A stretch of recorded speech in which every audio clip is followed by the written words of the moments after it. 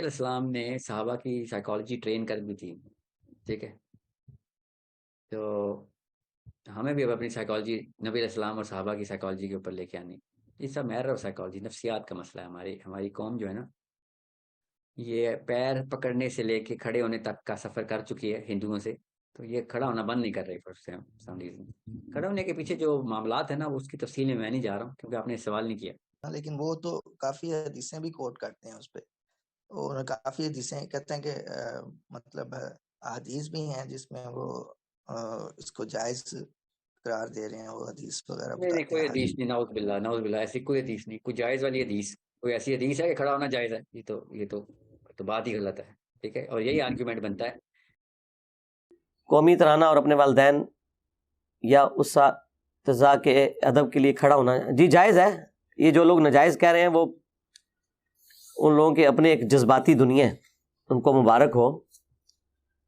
جو ناجائز ہونے والی بات ہے وہ کوئی نہیں ہے. وہ جو حدیث شریف ہے وہ بالکل ڈیفرنٹ کانٹیکسٹ میں ہے، جو جامع ترمذی میں ہے کہ جس شخص کی یہ خواہش ہو کہ لوگ اس کے استقبال میں کھڑے ہو جائیں، وہ اپنا مقام جہنم میں دیکھ لے. ٹھیک ہے، یہ حدیث ہی بتا رہی ہے کہ جس شخص کے لیے لوگ کھڑے ہو رہے ہیں نا، یہ اس سے متعلق حدیث ہے، نہ کہ کھڑے ہونے والوں سے متعلق. ورنہ تو حدیث یہ ہونی چاہیے تھی کہ جو شخص کسی کے استقبال کے لیے کھڑا ہو وہ جہنمی ہے. ٹائم قیامت تک ہے، کوئی ضعیف روایتی لے آئیں. تو اس کا مطلب یہ بتایا جا رہا ہے کہ جو وہ شخص ہے نا، وہ اپنے اندر تکبر نہ پیدا کرے. ویسے اسے کوئی پروٹوکول دینا چاہتا ہے، وہ لوگوں کا رائٹ ہے. جامع ترمذی میں ایک اور حدیث ہے، انس بن مالک کہتے ہیں کہ ایک شخص ہم میں آتا تھا جو ہمیں سب سے بڑھ کر محبوب تھا، لیکن ہم کبھی بھی ان کے استقبال کے لیے کھڑے نہیں ہوئے کیونکہ وہ اس بات کو ناپسند فرماتے تھے، اور وہ اللہ کے رسول تھے صلی اللہ علیہ وآلہ وسلم. اچھا، یہ حدیث جو ترمذی کی ہے یہ بھی اس پر گواہی دے رہی ہے کہ نبی علیہ السلام نے اسے حرام نہیں فرمایا، بلکہ آپ کا ذاتی شغف تھا کہ میرے استقبال کے لیے کوئی کھڑا نہ ہو. انس بن مالک کے الفاظ دیکھیں نا، ورنہ تو انس بن مالک کا کام تھا کہ وہ اس کام کے حرام ہونے کا ذکر کرتے. وہ کہتے ہیں کہ اتنا بڑا شخص آتا تھا، ہم کھڑے نہیں ہوتے تھے. یعنی ان کا دل کر رہا ہے کھڑے ہونے کو. اور پھر ریزن کیا بتا رہے ہیں کہ وہ اپنے حق میں اسے ناپسند فرماتے تھے. مراد یہ کہ نبی صلی اللہ علیہ وآلہ وسلم نے اسے شریعت کے طور پر حرام نہیں فرمایا، بلکہ اپنی ذات کے اعتبار سے. وہ تو میں بھی کرتا ہوں، میرے استقبال کے لیے کوئی یہاں کھڑا نہیں ہوتا، کوئی کھڑا ہونے کی کوشش بھی کرے اسے بٹھا دیتے ہیں. لیکن مجھے کوئی ملنے آتا ہے، میں کھڑے ہو کے استقبال کرتا ہوں. ماں باپ آ جائیں، کھڑا ہو سکتا ہوں تو کھڑا ہو جاتا ہوں. ٹیچر آ جائیں، رسپیکٹ دیتا ہوں. بلکہ میں آپ کو بتاؤں، گیم الٹ سکتی ہے. اگر کوئی شخص کسی بڑے آدمی کے لیے جو واقعی جس کی وہ دل سے عزت کرتا ہے وہ کھڑا نہیں ہو رہا نا، این ممکن ہے کہ جو نہیں کھڑا ہو رہا اس کے اندر شیطان گھس گیا ہو تکبر کا کہ میں نہیں کھلوندا. یہ بھی ذرا ذہن میں دیکھیں. یعنی میں اپنے حق میں یہ سمجھتا ہوں کہ میرے سامنے کوئی بندہ ایسا آئے جس کی رسپیکٹ ہے ریلیجن کے پوائنٹ آف ویو سے، اور میں کھڑے ہو کر اس کا استقبال نہ کروں تو میں یہ سمجھوں گا کہ میرے اندر شیطان گھس گیا کہ میں اسے ڈیو رسپیکٹ نہیں دینا چاہتا. میں نے ہر وہ کام کرنا ہے جس سے میں اپنے اندر چھپے ہوئے شیطان کو ڈیگریڈ کر سکوں. تو اس کا طریقہ یہ ہے کہ مجھے رسپیکٹ دینی ہے. غامدی صاحب کے آئے داماد حسن الیاس بھائی، نہ صرف میں نے کھڑے ہو کے انہیں ریسیو کیا بلکہ اپنی جو مین چیئر تھی اس کے اوپر ان کو بٹھایا، خود سائڈ پہ بیٹھا. کیا فرق پڑ گیا؟ صرف اس لیے کہ مجھے کہیں یہ خیال نہ آئے کہ میں کوئی بہت بڑی چیز ہوں. تو اندر کی میں مارتے مارتے یہ نہ ہو کہ سب سے بڑی میں آپ کے اندر ہو جائے، میں نے ایسے کھلونا ہی نہیں جی. یہ آپ کیا میسج دے رہے ہیں کسی کو؟ رہا اس کا معاملہ تو آپ کے پاس کون سا تھرمامیٹر ہے چیک کرنے کا کہ اس کے دل کے اندر یہ تمنا ہے کہ لوگ اس کے لیے کھڑے ہوں؟ نہیں ہے نا. تو آپ ڈیو رسپیکٹ دیں اپنے ٹیچرز کو بھی، علماء کو بھی، جن سے آپ دین سیکھتے ہیں. یا آپ ان سے کالج اور یونیورسٹی کی تعلیم حاصل کرتے ہیں، یا آپ کے ماں باپ ہیں، یا آپ سے عمر میں بڑے ہیں، اس میں کوئی عیب والی بات نہیں ہے۔ کن چیزوں میں امت کو الجھا دیا ہے یہ بعض لوگوں نے، میں بڑا حیران ہوتا ہوں اس کے اندر، یعنی شرک کو داخل کر دیا۔ بھائی یار خدا کے لیے اللہ سے ڈر جاؤ، یہ تو الٹا آپ کے اندر تکبر آیا ہوا ہے۔ صحیح مسلم میں حدیث ہے، جس کے دل میں رائی کے دانے کے برابر بھی تکبر ہوا نا، وہ جنت میں نہیں جائے گا۔ جی، تو صحابہ نے عرض کیا اللہ کے رسول، بعض اوقات ہماری خواہش ہوتی ہے کہ ہمارے کپڑے اچھے ہوں، جوتیاں اچھی ہوں، گیٹ اپ اچھا ہو، کیا یہ بھی تکبر ہے؟ تو آپ نے فرمایا یہ تکبر نہیں ہے، اللہ بھی خوبصورت ہے اور خوبصورتی کو پسند فرماتا ہے۔ تکبر یہ ہے کہ تم حق بات سے اناد کرو، یعنی دل نے گواہی دے دی نا یہ بات ٹھیک ہے، پھر بھی تم نہ مانو، واقعی اس سے بڑا تو تکبر ہو ہی نہیں سکتا نا۔ دوسروں کو حقیر جاننے میں تو یہ ہو سکتا ہے نا کہ جب آپ کسی کو پروٹوکول نہ دیں تو ایک لمحے کے لیے آپ کے دل میں یہ گمان آ جائے کہ میں اس سے بہتر ہوں، بس گئے تسی اس گل نو لے کے بیٹھے رہو، تعظیم کے لیے کھڑا نہیں ہونا چاہیے، تو گیا، تیرے اندر شیطان وڑ گیا جڑا نہیں کھلوتا، تو کھلو جائے گا تو ایمان بچا لے گا، اور وہ تو مسئلہ ہی تیرا جعلی ہے نا کہ تعظیم کے لیے کھڑا نہیں ہوا جا سکتا۔ تو نے تعظیم کے لیے کھڑے نہ ہو کے اپنے اندر بیٹھے ہوئے شیطان کو ایکسپوز کر لیا ہے کہ سب سے بڑا شیطان تو ہے، تیرے اندر اتنا تکبر ہے کہ تو کسی کو اتنا پروٹوکول دینے کے لیے تیار نہیں۔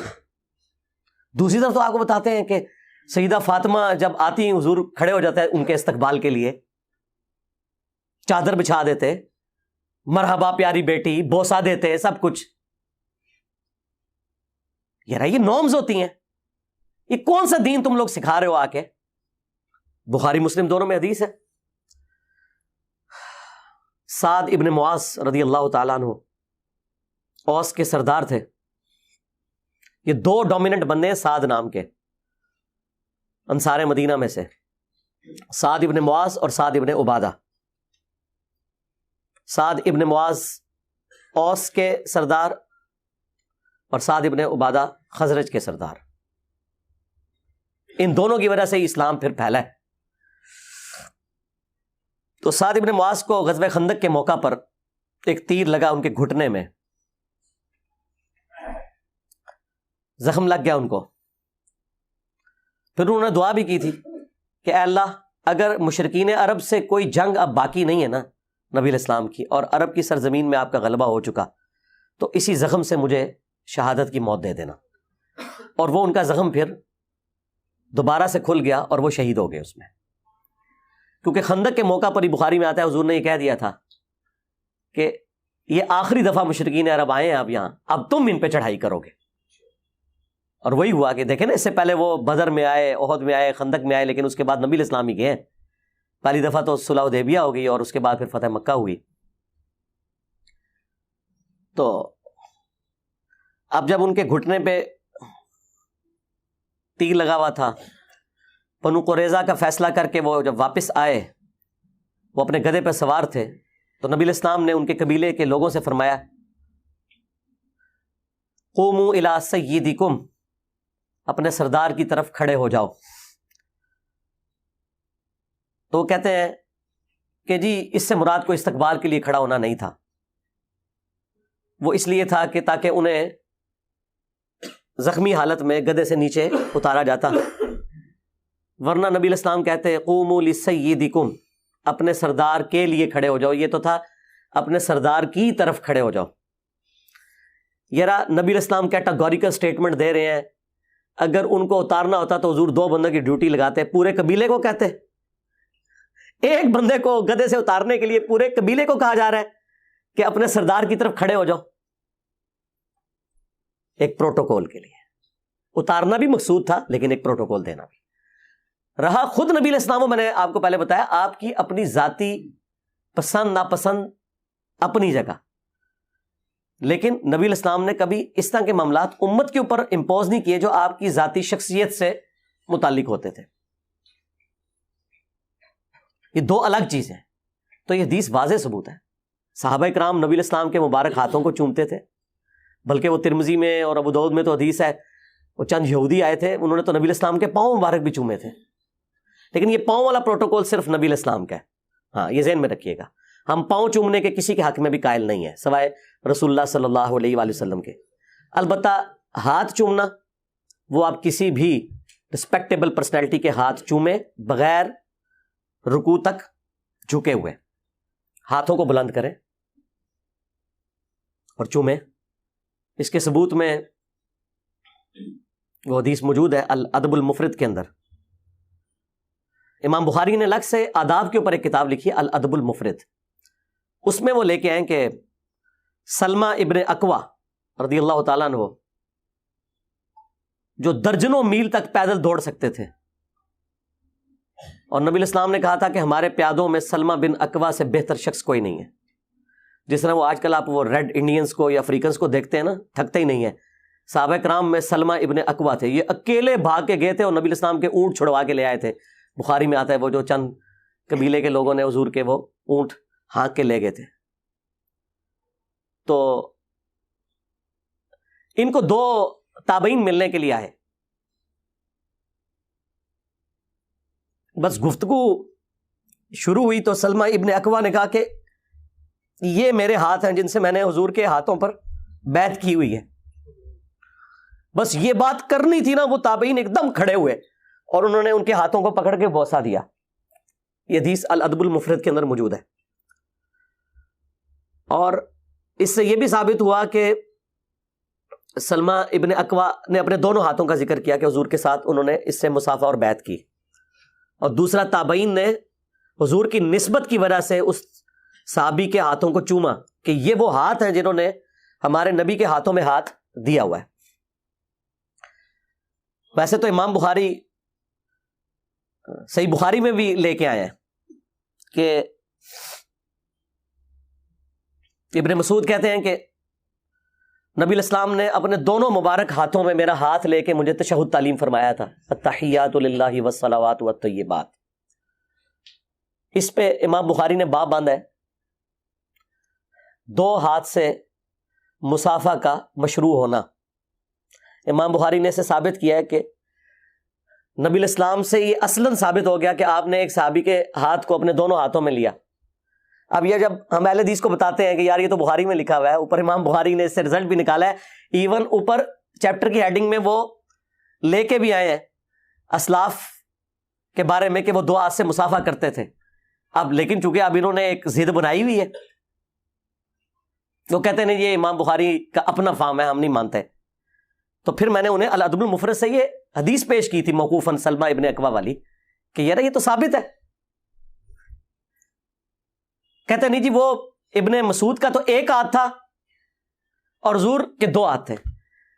شرم کرو یار, تم امیجن کر سکتے ہو کہ اللہ کے نبی کسی کا ہاتھ پکڑیں اپنے دونوں ہاتھوں سے اور وہ اتنا متکبر ہو کہ اس نے دوسرا ہاتھ سائڈ پہ رکھا ہوا ہو؟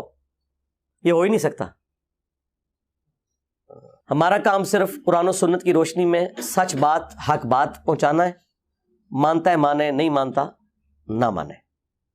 تو یہ بات شروع ہوئی تھی وہ تعظیم کے لیے کھڑے ہونے, تو 2-4 باتیں جو میرے دماغ میں ہی میں نے کر دی تاکہ یہ فتنہ بھی دب جائے. خام خواہ ان چھوٹی چھوٹی چیزوں کو اس حوالے سے مصیبت بنایا ہوا ہے. یہ آپ نے اپلائی کرنا ہے نا اپنے اوپر کریں, کسی کے اوپر نہ اپلائی کروائیں.